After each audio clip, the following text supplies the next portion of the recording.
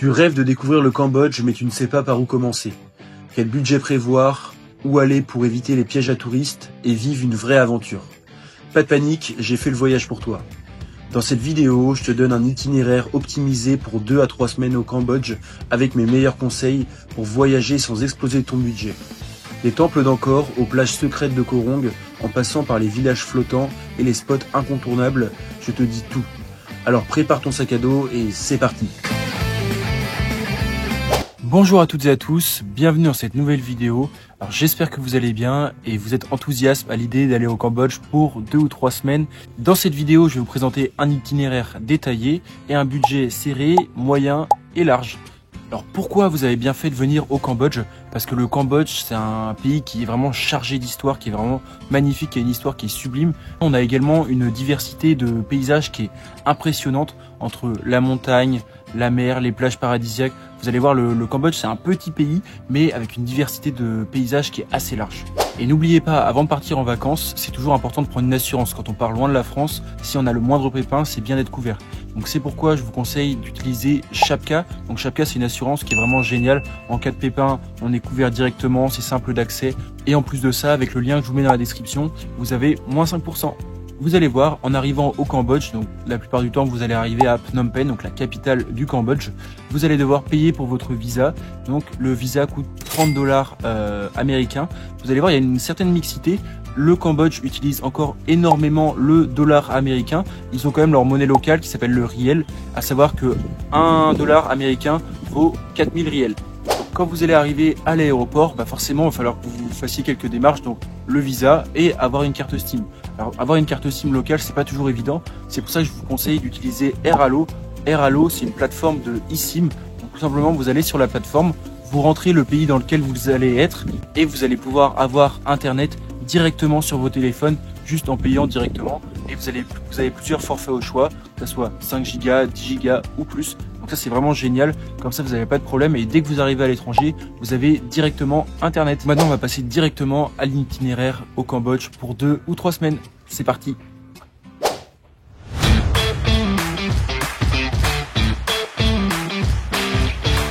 Pour votre première semaine au Cambodge, ce que je vous conseille, c'est de rester dans la ville dans laquelle vous êtes arrivé. Donc ça va être Phnom Penh.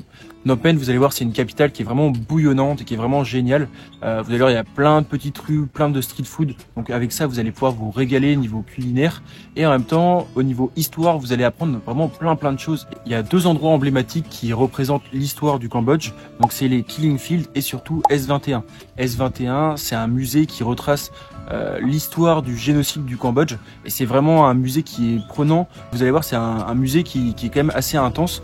Donc c'est 5 $ l'entrée dans le musée, mais je vous conseille vraiment vivement de prendre l'audio guide qui coûte également 5 $.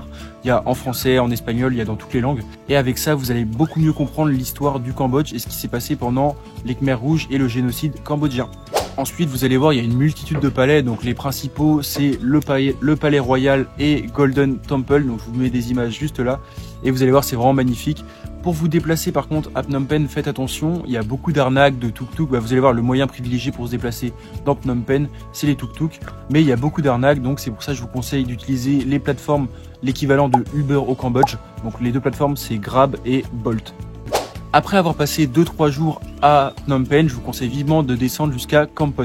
Alors Kampot, c'est connu pourquoi? Principalement pour le poivre de Kampot. Le poivre est produit là-bas, il est AOC et il est distribué à travers le monde entier. Dans l'inconscient collectif, le poivre, ça a qu'un seul goût. Vous allez voir que si vous vous déplacez du coup dans l'une des plantations de poivre, la plus connue et la plus sympa, elle s'appelle La Plantation. Vous allez pouvoir faire une dégustation de poivre gratuite et vous allez voir, il y a du poivre noir, du poivre vert, du poivre rouge, du poivre blanc et en fait après il y a une multitude de palettes d'arômes ou de goûts. Donc c'est vraiment très cool et surtout que la visite est gratuite, donc vous allez pouvoir faire tout ça sans débourser un seul dollar. Et après, si ça vous plaît vraiment, vous allez bien sûr pouvoir acheter du poivre sur place. Ce que je vous conseille, c'est d'aller sur les bords de la rivière qui traverse Kampot, mais pas dans le centre-ville. Vous vous excentrez un petit peu vers le nord et vous allez voir, c'est vraiment très paisible et très agréable d'y être là-bas. Et pour continuer, le meilleur national park qu'il y a à côté de Kampot, il s'appelle Bokor National Park. Donc là, il y a 2 moyens de le visiter. C'est tout simplement de louer un scooter à la journée. C'est génial de se balader à travers ce national park parce que vous allez voir plein de macaques, vous allez voir des temples de Bouddha gigantesques et il y a des églises abandonnées qui sont vers la fin du national park. Pour votre deuxième semaine au Cambodge, ce que je vous conseille de faire, c'est d'aller sur les îles soit Koh Rong, soit Koh Rong Saloem. Vous allez voir là, c'est vraiment un endroit ultra paisible avec des plages paradisiaques. Donc, Koh Rong, c'est idéal si vous voulez faire la fête parce qu'il y a une partie où vous pouvez faire la fête, le Nest Festival qui a lieu tous les mercredis et tous les samedis, et la partie nord de l'île qui est vraiment bordée de plages paradisiaques et vraiment magnifique. Et si vous allez sur Koh Rong, je vous conseille vivement d'aller à Lonely Beach. Donc c'est un endroit dans le nord de l'île. C'est vraiment un endroit isolé, c'est un petit peu difficile d'accès, mais quand vous arrivez sur place, c'est vraiment un petit havre de paix. Et surtout, vous allez faire la rencontre de Danny, un personnage vraiment unique, et vous allez vraiment l'adorer. Vraiment, c'est un personnage, je vous souhaite de le rencontrer au moins une fois dans votre vie. Si vous voulez quelque chose de plus paisible, vous pouvez aller à Koh Rong Saloem. Donc là, c'est un peu l'équivalent, mais il n'y a pas cette partie fête. Donc si vous voulez vous reposer, c'est aussi des plages paradisiaques. Et après votre séjour à Koh Rong ou à Koh Rong Saloem sur une semaine, vous pouvez remonter jusqu'à Battambang. Donc je vous mets le trajet juste là. Battambang, les choses principales qu'il y a à faire, c'est la Bat Cave, donc la grotte aux chauves-souris. En fait, tous les soirs, il y a énormément de chauves-souris qui sortent des millions de chauves-souris. Hein. C'est vraiment un spectacle qui dure plus d'1 heure. Et c'est des millions de chauves-souris qui sortent à côté d'une grotte. Et à côté de cette grotte, il y a un énorme Bouddha. Ça vaut vraiment le coup d'aller voir ce spectacle. Il a lieu tous les soirs, c'est gratuit et vous allez vous régaler.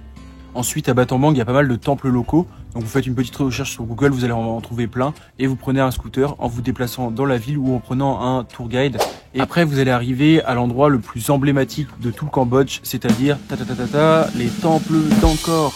Les temples d'Angkor, vraiment, c'est un endroit qui est magique.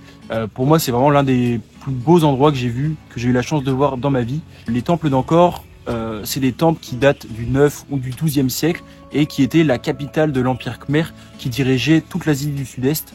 Vous allez voir, c'est vraiment un site qui est gigantesque. Donc c'est pour ça il y a plusieurs passes. Il y a le pass une journée à 37 $ et le pass 3 jours à 67 $. Donc si vous voulez une journée, vous allez pouvoir voir les temples principaux, dont Angkor Wat qui est le temple principal et qui est vraiment sublime. Mais moi je vous conseille quand même de prendre le pass 3 jours. Vous aurez le temps de beaucoup plus explorer les temples d'Angkor et voir plus en détail ce qui s'est passé là-bas. Le moment idéal pour aller visiter les temples d'Angkor, c'est vraiment au lever du soleil parce que le soleil se lève juste derrière le temple. Donc ça fait une lumière qui est très spécifique et on voit les ombres, on voit tous les détails des temples d'Angkor, c'est vraiment magnifique. Toujours pour vous déplacer, vous pouvez vous déplacer en scooter ou avec un tour guide. Et si vous voulez, pour les temples d'Angkor, vous avez aussi la possibilité de le faire à vélo. Donc là, c'est un petit peu plus sportif, ça peut être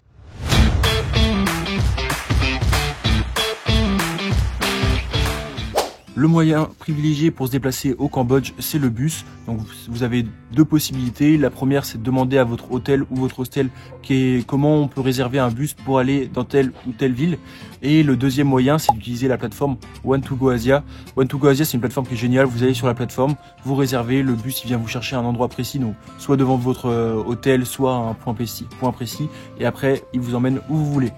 Je vous conseille juste pour un déplacement, donc entre Kampot et Sihanoukville. Donc Sihanoukville, c'est de là que vous allez prendre votre bateau pour aller à Koh Rong ou Koh Rong Saloem. Là, je vous conseille vivement d'utiliser le train parce que la route est vraiment très dégradée et vous allez passer vraiment 2 mauvaises heures dans le bus ou dans le minibus. Et en moyenne, la location d'un scooter coûte entre 5 et 10 € à la journée. Et là, c'est largement suffisant pour visiter les environs d'une ville.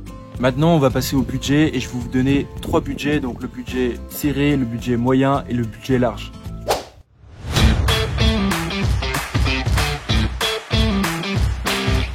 Donc pour le budget serré, ce que vous allez pouvoir faire, c'est aller sur Booking. Vous allez trouver plein d'hostels entre 5 et 8 €. Généralement, c'est des dortoirs, donc c'est pas les lits les plus agréables, mais ça vous permet de garder votre budget.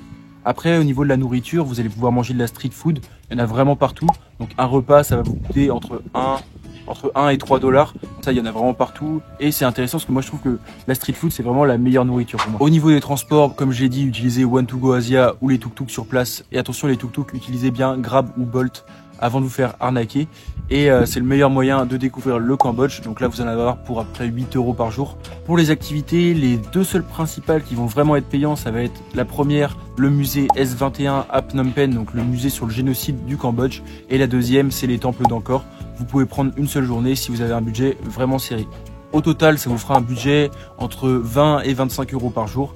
Ça va, c'est vraiment assez large. Après, en fonction que vous restiez 2 semaines ou 3 semaines, votre budget évoluera. Pour le budget moyen, là, vous allez pouvoir trouver des hôtels entre 15 et 30 € la nuit. Les restos locaux, ça coûte entre 10 et 15 $, donc ça reste quand même plus qu'abordable. Et là, vous avez des restos semi-luxe. La seule grosse différence, c'est que là, vous allez peut-être pouvoir faire plus d'excursions. Donc, forcément, il y a le musée S21, les temples d'Angkor. Mais si vous voulez visiter la ville avec un tour opérateur, ça va monter un petit peu plus cher, aux alentours de 15-20 € la journée. Votre budget sera à peu près de 40 $ par personne et par jour.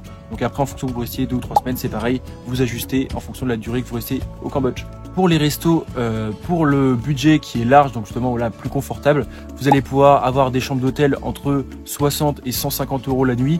Déjà à 60 €, vous allez voir, vous allez avoir des chambres qui sont clairement incroyables. Pour les repas gastro, c'est entre 20 et 50 € par personne. Donc là vraiment, je vous dis, c'est les restos très gastro du Cambodge. La plupart du temps, ça va être beaucoup moins cher. Si vous voulez un chauffeur privé à la journée qui vous emmène partout dans une voiture, ça va être à peu près 50 € la journée.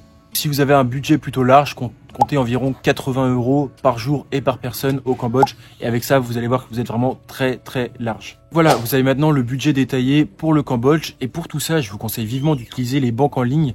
Donc l'une d'entre elles que moi j'utilise depuis très longtemps, c'est N26. C'est une banque qui est géniale. Il n'y a aucun frais à l'étranger. Vous pouvez